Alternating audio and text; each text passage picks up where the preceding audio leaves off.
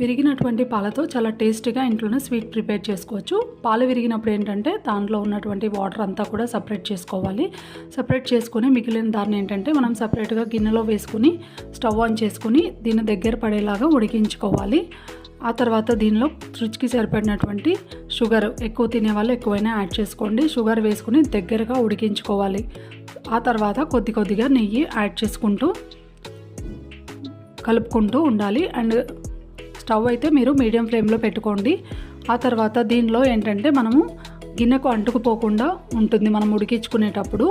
ఆ తర్వాత దీనిలో మనము కొద్దిగా ఇలాచీ పౌడర్ యాడ్ చేసుకుంటే టేస్ట్ చాలా బాగుంటుంది. ఆ తర్వాత స్టవ్ ఆఫ్ చేసుకొని సపరేట్ ప్లేట్ తీసుకుని దానికి నెయ్యి అప్లై చేసుకొని ఈ బ్యాటర్ అంతా కూడా ఆ ప్లేట్లో వేసుకొని మనకి కావాల్సినటువంటి షేప్లో కట్ చేసుకోవటమే. అంతే, చాలా టేస్టీగా ఉండేటువంటి స్వీట్ అయితే రెడీ అయిపోయింది. మీరు కూడా తప్పకుండా ట్రై చేయండి.